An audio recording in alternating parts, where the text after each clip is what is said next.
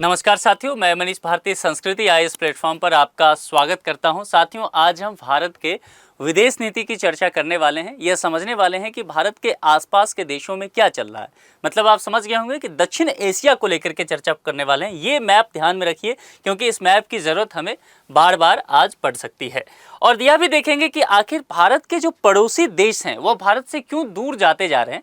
गुजराल सिद्धांत को लेकर के जो बात किया गया, भारत उसको साकार क्यों नहीं कर पा रहा है, बड़े भाई की भूमिका में क्यों नहीं आ पा रहा है। उससे पहले आपके लिए एक सूचना है। संस्कृति आईएएस स्वतंत्रता दिवस के शुभ अवसर पर आपको एक तोहफा दे रही है, और तोहफे के तौर पर यह है कि यूपीएससी और पीसीएस के विभिन्न कोर्सेज पर 75% तक का डिस्काउंट दिया जा रहा है। सबसे अहम बात है कि यह ऑफर वैलिड कब से कब रहने वाला है, 10 से 17 अगस्त तक वैलिड रहेगा। यूपीएससी के सभी कोर्स यहाँ पर दिख जाएगा, पीसीएस का सभी कोर्स आप यहाँ पर दिख पा रहे हैं। अगर इस विषय में अधिक जानकारी चाहिए तो कॉन्टैक्ट नंबर यहाँ दिया गया है 9555124124, या फिर sanskritIAS.com पर विजिट करके इस विषय में आप विस्तृत जानकारी लेकर के फिर नामांकन करा सकते हैं।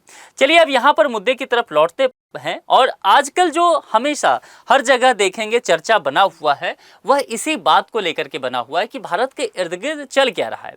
चाहे भारत के अगर आप देखेंगे पश्चिम में तो आपको पाकिस्तान की स्थिति नजर आ जाएगा, ईरान को देख लीजिए, अफगानिस्तान को देख लीजिए। आप दक्षिण में देखेंगे तो मालदीव की स्थिति को देखिए, श्रीलंका की स्थिति को देखिए। इसके अलावा आप पूर्व में देखिए तो आपको बांग्लादेश नजर आ जाएगा, आप उत्तर में देखिए तो नेपाल और भूटान, चीन सब नजर आ जाएगा।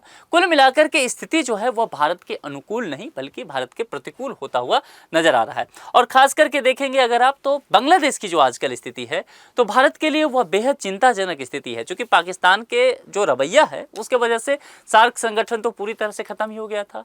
एक संवाद का जरिया जो दक्षिण एशिया के देशों के बीच था वह था कि बिम्स्टेक, और बिम्स्टेक में बांग्लादेश की भूमिका बेहद महत्वपूर्ण। लेकिन बांग्लादेश में जिस तरह से अब स्थिति उत्पन्न हो गया है, जिस तरह से उपद्रव हो रहा है, उसको देखते हुए लगता है कि बांग्लादेश भी अब हमसे दूर जाता हुआ चलेगा। देखिए, भारत के तत्कालीन प्रधानमंत्री अटल बिहारी वाजपेयी कहा करते थे कि हम दोस्त या दुश्मन का चुनाव कर सकते हैं लेकिन पड़ोसी का चुनाव नहीं कर सकते। जो पड़ोसी आपका है वो हमेशा से पड़ोसी रहेगा।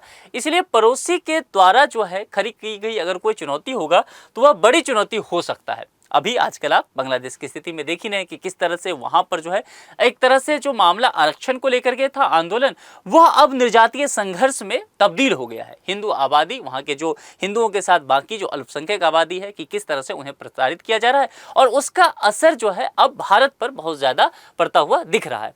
और ये सिर्फ बांग्लादेश को लेकर के नहीं, चाहे श्रीलंका को लेकर के देखेंगे, श्रीलंका की माली हालत जो है वह किसी से छुपा हुआ नहीं है। जो आज बांग्लादेश की हालत आप देखा ना कि प्रधानमंत्री के घर में घुस गए लोग उपद्रवी, ठीक ऐसा ही श्रीलंका में पिछले वर्ष हुआ था, जब जो है राष्ट्रपति प्रधानमंत्री के घरों में लोग घुस गए थे। वहां की स्थिति बहुत ज्यादा जो है स्थिति दयनीय हो गया।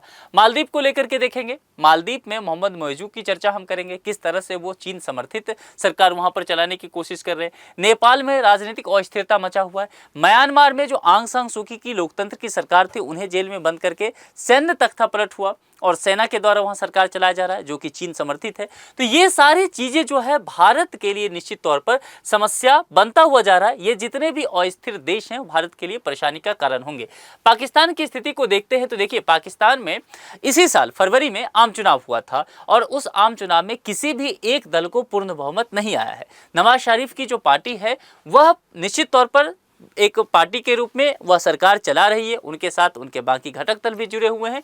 लेकिन स्थिति पाकिस्तान की बेहद जो है वह दयनीय बनता जा रहा है। सरकार जो है अस्थिरता की स्थिति में चल रही है। प्रधानमंत्री शहबाज शरीफ को लेकर के बातें किया जा रहा है कि आर्मी के साथ उनका कब तक मामला फिट बैठेगा, क्योंकि पाकिस्तान की सरकार को पाकिस्तान की आर्मी के साथ जरूर कदम ताल करते चलना पड़ता है। यही काम इमरान खान नहीं कर पाए तो आज जेल में बंद हैं। यही बातें यहाँ पर कहा जा रहा है। आर्थिक संकट पाकिस्तान के किसी से छुपा हुआ नहीं है। खास करके देखेंगे पाकिस्तान का जो बलूचिस्तान का इलाका है वहां लगातार जो है आंदोलन होता रहा है। बलूच लोगों का कहना है कि हमें एक अलग देश दे दीजिए।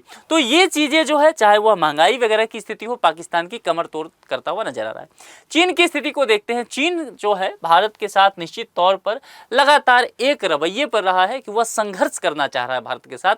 देख करके लगता है कि वह भारत को डिस्टर्ब करना चाह रहा है और भारत को वह जितने भी उसके इर्द गिर्द के देश हैं वह कहते हैं ना मोतियों की माला का कॉन्सेप्ट, उसको घेरना चाह रहा है और पूरी तरह से जो है एक तरह से उसके इर्द गिर्द के देशों पर अपना कब्जा और प्रभुत्व करना चाह रहा है। गलवान को लेकर के आपने देखा होगा कि गलवान में कैसे चीनी सैनिकों के साथ भारतीय सैनिकों का गतिरोध हुआ। उसके बाद देखेंगे अरुणाचल प्रदेश के बहुत सारे जगहों का उसने नाम बदल दिया, एक मैप जारी करके, जिसे हम लोग मैप वार का नाम दिए। तो ये चीजें लगातार चलता रहता है और उनके जो राष्ट्रपति हैं शी जिनपिंग, उनकी बेहद आक्रामक नीति रही है, खास करके दूसरे देशों और भारत के जो सीमावर्ती इलाके हैं उस पर नजर एक तरह से गराए रखे हैं। अरुणाचल प्रदेश को लेकर के लगातार ये मामला फंसता हुआ जा रहा है। मालदीव को लेकर के देखते हैं। मालदीव में जब से मोहम्मद मोइजू जो है सरकार में आए, उनका पूरा इलेक्शन का कैंपेन अगर आपको नजर से समझना है, ध्यान देकर के देखेंगे, नजर डालेंगे, तो वह इंडिया आउट कैंपेन था। यानी कि एक तरह से स्थिति था कि मालदीव में जो लोग रह रहे हैं वो भारतीय लोग मालदीव को छोड़ करके चले जाए। तो ये इसी दम पर जो है ये चुनाव भी लड़े। ठीक है, तो 2023 में मालदीव के नए राष्ट्रपति बने। मालदीव में एक परिपाटी रहा है कि जब भी कोई नया राष्ट्रपति बनते हैं तो पहला दौरा जो है विदेशी दौरा वहां के राष्ट्रपति का, वो भारत में हुआ करता। लेकिन मोहम्मद मोइजू के संदर्भ में ये चीजें नहीं देखा गया। वो पहला दौरा कहाँ करते हैं? चीन जाते हैं और चीन में उनका काफी स्वागत वगैरह किया जा चुका था। भारत के साथ कई ऐसे समझौते रहे जिसको रद्द कर दिया गया। तो यहाँ पर जो है भारत, इस वजह से जो है भारत की स्थिति भी प्रभावित होती जा रही है। श्रीलंका को देखते हैं। श्रीलंका ने वर्ष 2022 में जिस तरह की गंभीर आर्थिक स्थिति से गुजरा है, उससे आप यह कह सकते हैं कि श्रीलंका एक भारत के लिए कमजोर पार्टनर अब बनकर के उभरा है। इस वजह से देखेंगे तत्कालीन राष्ट्रपति गोटाबाया राजपक्षे सत्ता से बाहर हो गए थे। लोग जो है राष्ट्रपति भवन घुस गए थे। नए राष्ट्रपति रानिल विक्रमसिंघे ने श्रीलंका की अर्थव्यवस्था में सुधार लाने का प्रयास किया है, परंतु आगामी चुनाव श्रीलंका की स्थिति को लेकर के अभी भी स्थिति स्पष्ट नहीं बताया जा रहा है। नेपाल को लेकर के देख लेते हैं। नेपाल में अभी भी सत्ता जो है वह बदला है और नेपाल की राजनीतिक अस्थिरता जो है वह भारत के लिए कहीं से भी बेहतर नहीं है। Communist party, Nepal communist party जो है, आप कह सकते हैं इसके केपी शर्मा ओली जुलाई 2024 में नेपाल के नए प्रधानमंत्री बने हैं। लेकिन यहां पर समझना होगा कि ओली को कहीं ना कहीं चीन समर्थक भी माना जाता रहा है। तो ये चीजें आप देखना होगा। म्यांमार को लेकर के मैंने पहले भी कहा कि म्यांमार में आंग सान सू की को सत्ता से बाहर करके वहां पर सैन्य तख्ता पलट करके किस तरह से स्थिति को कब्जा में लिया गया। चीन समर्थित सरकार चल रही है और पूरी तरह से म्यांमार में विद्रोह का आलम बना हुआ है। बांग्लादेश की स्थिति का क्या ही कहना। शेख हसीना को प्रधानमंत्री पद छोड़ करके भारत भागना पड़ा, नहीं तो लोग उनके घर में घुस करके यहाँ तक कहा गया कि उनकी भी हत्या ठीक वैसे ही की जा सकती है जैसे उनके पिता की हत्या किया गया। बांग्लादेश में अभी हालत जो है बेहद अस्थिर बना हुआ है। भारत की चिंताएं इन सभी से जुड़ा हुआ है। अभी बांग्लादेश की जो पूर्व प्रधानमंत्री है शेख हसीना भारत में रह रही है, इसका प्रभाव भारत बांग्लादेश के आगामी में जो भविष्य में संबंध होने वाले हैं उस पर कैसा पड़ेगा, यह भी, इस बात पर भी एक प्रश्नवाचक चिन्ह लगा हुआ है। म्यांमार में गृह युद्ध की स्थिति कब तक बना रहेगा और वहां पर यह भी समझिए कि चीन का समर्थक कब तक रहेगा, यह भी एक संशय का बना हुआ है। और चूंकि म्यांमार और बांग्लादेश में डिस्टर्ब रहता है ये दोनों जगह, तो इसका असर जो है भारत के 7 सिस्टर्स पर पड़ेगा, जो कि पूर्वोत्तर के 7 राज्य पर जाते हैं, चाहे अरुणाचल प्रदेश हो, मेघालय हो, मिजोरम हो जाए, त्रिपुरा हो जाए, नागालैंड हो जाए, मणिपुर हो जाए, इन सभी राज्यों पर इसका असर पड़ सकता है। और यहाँ पर अलगाववाद की समस्या बढ़ सकती है, यहाँ पर जो है आतंकवाद की समस्या बढ़ सकता है। तो इस चीज़ से भी भारत को सतर्क रहना पड़ेगा। अभी देख रहे होंगे आप बांग्लादेश के बॉर्डर पर बहुत सारे लोग आ गए हैं, घुसपैठ की संभावना बना हुआ है, बीएसएफ को अलर्ट पर रखा गया है। नेपाल को लेकर के देखेंगे तो काला पानी विवाद तो चला ही जा रहा है। लिपियाधुरा और लिपुलेख का ये अपने मानचित्र में शामिल किया है। नेपाल सरकार ने 100 रुपये का नोट भी जारी किया था, ठीक है, और उस पर इन सभी क्षेत्रों को अपने में दिखा लिया था। वो इसको लेकर के लगातार विवाद पड़ा हुआ है। दूसरी बात, नेपाल में जो सरकार है वो चीन समर्थित सरकार है, उसका जो है भारत के सरकार के साथ इसीलिए टकरार वहां पर बढ़ता जा रहा है। श्रीलंका की स्थिति देखेंगे तो वर्ष 2022 की स्थिति हमने पहले ही चर्चा किया। श्रीलंका का जो हम्बनटोटा बंदरगाह है उसको 99 साल के लिए लीज पर चीन ने ले लिया है, वह भारत के लिए और खतरनाक होता जा रहा है। उसके अलावा वर्ष 2024 में मालदीव की स्थिति मैंने कहा आपको, यहां तक कि मालदीव को हमारे पर्यटक तो चाहिए कि हम वहां घूमने फिरने जाएं, पैसा वहां खर्च करें, लेकिन भारत के जो बहुत सारे डॉक्टर वहां पर रहते हैं या इंजीनियर्स काम करते हैं वह ना रहे, उसके जगह पर वो चीन के लोगों को रखना चाह रहा है, इसीलिए इंडिया आउट मूवमेंट का नाम दे रहा है। इस वजह से अगर आप देखेंगे तो मालदीव में चीन अपना नौसैनिक अड्डा बनाना चाहता है और भारत के लिए अगर देखेंगे सुरक्षा के दृष्टिकोण से तो यह बेहद खतरनाक होने वाला है। चीन का रूस के साथ असीमित मित्रता भी भारत के लिए सुरक्षा दृष्टिकोण से बेहतर नहीं है, क्योंकि रूस हमारा जो है एक बहुत अच्छा मित्र है और उसका झुकाव अब चीन की तरफ होता हुआ जा रहा है। हालांकि इसी बात को ठीक करने के लिए, बैलेंस बनाने के प्रधानमंत्री हाल ही में मॉस्को की यात्रा पर अभी गए थे।